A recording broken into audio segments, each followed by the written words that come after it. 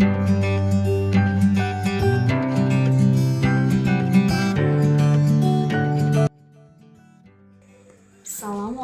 warahmatullahi wabarakatuh. Nah, bertemu kembali dengan kami peserta Latsar CPNS tahun 2021 angkatan 35. Nah, di sini kami mendapatkan tugas kelompok yaitu untuk menganalisa video dengan teknik Fishbone dan memberikan solusinya. Di sini ada Aulia Novesa dan saya Mawad. Oknum pegawai negeri sipil Dinas Pendidikan Kabupaten Jember, Jawa Timur ditangkap tim Saber Pungli Tipikor Polres Jember. Pelaku tertangkap saat melakukan pungutan liar proyek layanan khusus Lembaga Pendidikan Anak Usia Dini atau PAUD. Enggak apa, jual beli apa? Ayo bilang, jual beli apa itu? Apa ini? Apa ini? Apa ini? Cik, ayo, apa ini? Cik, ini apa ini? Apa itu? Tentang pungutan liar. Analisis kasus terhadap penyimpangan pelayanan publik menggunakan teknik analisis Fishbone. Dari tayangan video, didapat sebuah isu yaitu penyimpangan terhadap pelayanan publik berupa pungutan liar di Jember, Jawa Timur oleh 2 orang oknum ASN menjabat sebagai pengawas atau penilik sekolah yang tidak bertanggung jawab. Pungutan liar atau pungli adalah perbuatan yang dilakukan oleh seseorang atau pegawai negeri atau pejabat negara dengan cara meminta pembayaran sejumlah uang yang tidak sesuai atau tidak berdasarkan peraturan yang berkaitan dengan pembayaran tersebut. Nah, tingginya tingkat ketidakpastian pelayanan sebagai akibat adanya prosedur pelayanan yang panjang dan melelahkan menjadi penyebab dari semakin banyaknya masyarakat menyerah ketika berhadapan dengan pelayanan publik yang korupsi. Hal ini merupakan salah satu faktor yang menyebabkan masyarakat cenderung semakin toleran terhadap praktik pungutan liar dalam penyelenggaraan pelayanan publik.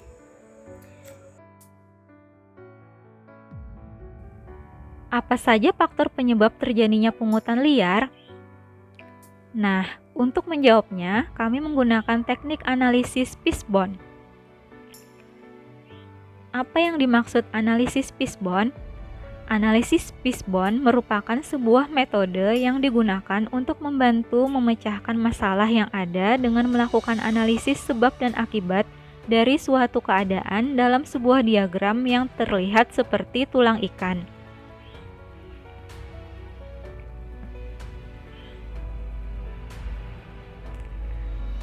Dari teknik analisis Fishbone ini ditemukan beberapa faktor yang menyebabkan seseorang melakukan pungutan liar. Yang pertama, dari individu. Karakter atau kelakuan daripada seseorang dalam bertindak dan mengontrol dirinya sendiri. Adanya sifat rakus dan egois sehingga membuat seseorang selalu merasa tidak cukup dengan penghasilannya sendiri. Gaya hidup dan pola pikir yang tidak pernah puas. Kurangnya integritas dalam bekerja, tidak akuntabel, minimnya moral dan agama, serta penyalahgunaan wewenang atau jabatan. Yang kedua, dari kultur atau budaya. Pungutan liar dianggap biasa. Budaya yang terbentuk di suatu lembaga yang berjalan terus-menerus terhadap pungutan liar dan penyuapan dapat menyebabkan pungutan liar sebagai hal yang biasa. Adanya kesempatan serta lingkungan yang lebih mengedepankan gengsi. Nah, di sini yang ketiga dari organisasi. Itu kurangnya teladan pimpinan, kemudian dari sistem organisasinya dan manajemen yang menutupi korupsi. Dan yang keempat itu dari segi peraturan, itu kelemahan perundang-undangan, kurangnya pengawasan, kurangnya tingkat penyelesaian penyidikan. Dampak yang diakibatkan jika pungutan liar tidak diberantas yaitu 1. Budaya negatif pungli akan terus berkembang. Yang kedua, menimbulkan keresahan pada masyarakat. Ketiga, menciptakan masalah kesenjangan sosial. Yang keempat, menghambat pembangunan. Yang terakhir, berujung pada hilangnya kepercayaan masyarakat kepada pemerintah. Solusi apa yang bisa mencegah dan memberantas pungutan liar? Dari 4 sudut pandang, itu dari individu, kemudian dari kulturnya, organisasi dan peraturan. Nah, yang pertama itu tentang individu. Individu berarti sini harus selalu menerapkan nilai nasionalis Pancasila dan kode etik ASN agar menjadi individu yang lebih baik. Misalnya saja sila pertama saja dulu yang kita amalkan, yaitu ketuhanan yang Maha Esa. Maka kita sebagai individu apabila mengamalkan sila pertama, kemudian ibadah kita baik, maka kita akan takut akan Tuhan, membuat diri sadar apa yang kita lakukan akan dipertanggungjawabkan di dunia maupun di akhirat. Maka ini akan menjadi tameng bagi kita sendiri, bagi individu tersebut untuk takut melanggar peraturan atau kode etik ASN tanpa harus ada atasan yang mengawasi. Kemudian dari segi kultur, nah di sini ASN yang akuntabel. Jadi dimulai dari atau diawali dari ASN yang akuntabel. ASN yang memberikan contoh kepada masyarakat, kemudian menanamkan nilai-nilai jujur, bekerja tanpa pamrih, melayani masyarakat dengan prima dan ramah. Dan jika ada masyarakat itu yang memberikan uang untuk memperlancar urusan, maka kita sebagai ASN yang baik atau akuntabel harus menolak. Nah, dengan itu maka akan membiasakan masyarakat untuk tidak terbiasa dengan namanya pungutan liar. Kemudian yang ketiga dari segi organisasi. Nah, dari segi organisasi di sini kami memberikan solusi.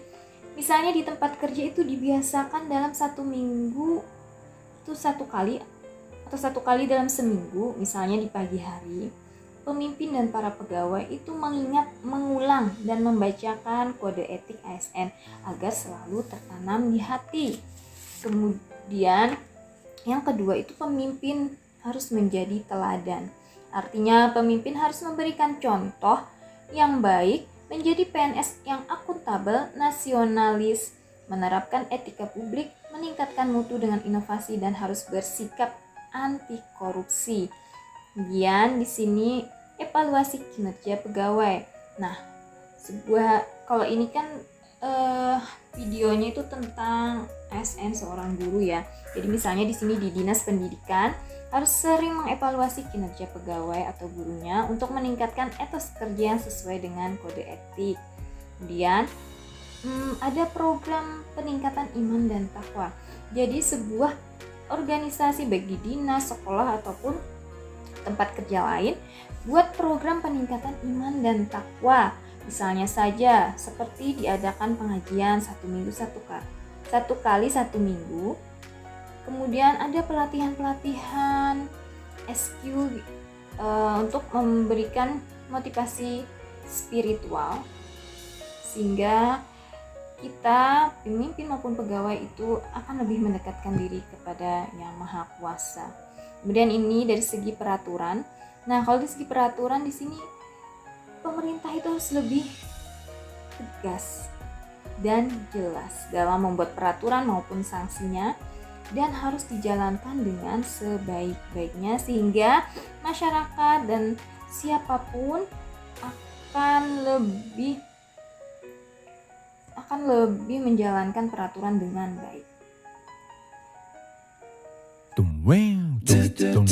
Oh, Sunday. Oh, oh, oh,